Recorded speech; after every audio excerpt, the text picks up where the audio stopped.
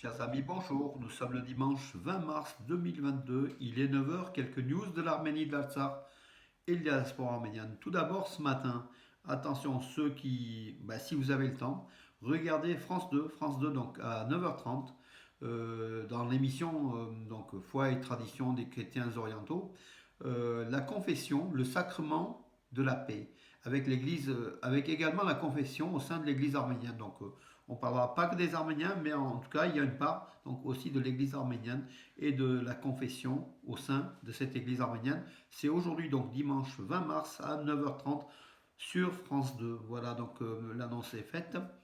Bravo à la région donc Rhône-Alpes, donc Auvergne-Rhône-Alpes, qui a voté pour l'entrée de Manouchian au Panthéon avec un discours. Voilà, donc c'est le Dauphiné libéré donc au niveau région ce matin. Béliné Manouchian et Missak Manouchian.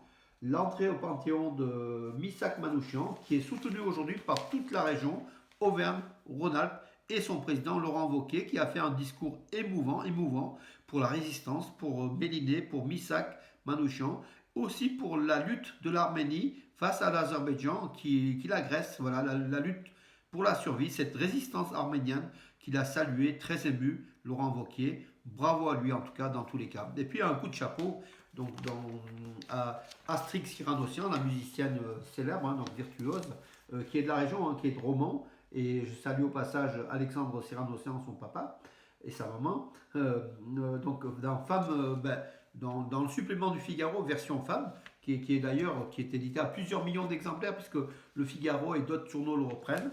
Chouchan Siranossian, donc au violoncelle, la virtuose, est là, donc voilà. Elle fait honneur à la communauté. Pas Chouchan, pardon, Astrid.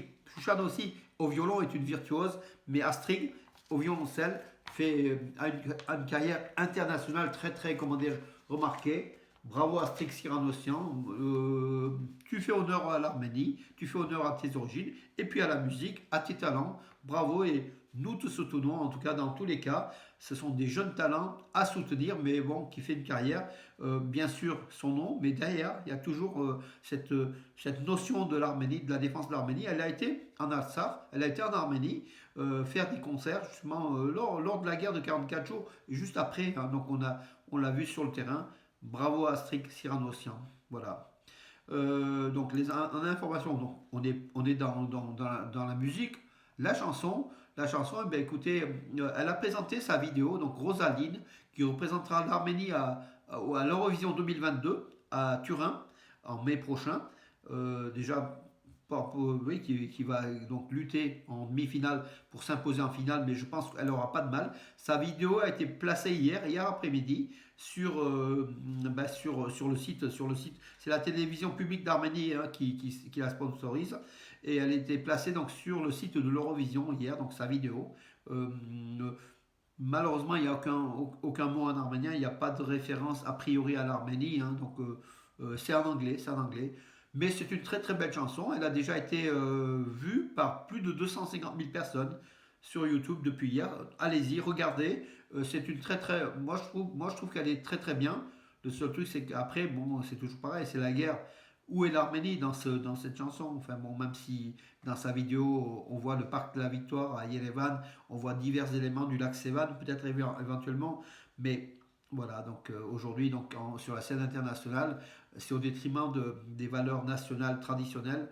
L'Eurovision, c'est ça, hein, c'est une machine à gagner, c'est une machine complexe qui a ses rites, qui a sa façon d'agir, qui est peut-être loin des intérêts folkloriques ou traditionnels nationaux, dont la culture arménienne. Donc je pense qu'elle n'est pas présente dans cette vidéo, mais il faut la soutenir. Elle représente l'Arménie. Rosaline, c'est une jeune chanteuse de 21 ans, originaire de Vanatsol. Elle a beaucoup de talent, hein, voilà, tout simplement.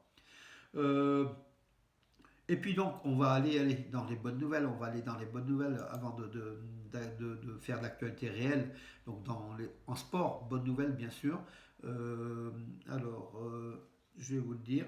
Hovannes Pachkov, le boxeur arménien de Gumri, hein, qui a été champion, non, qui a été médaille de bronze au JO de Pékin, oui, de Pékin en 2020. Il est, attendez, c'était les JO je me souviens plus si c'est Tokyo ou Pékin. En tout cas, il est médaille de bronze. Donc il a remporté son troisième combat professionnel. Ça se passait à Dubaï.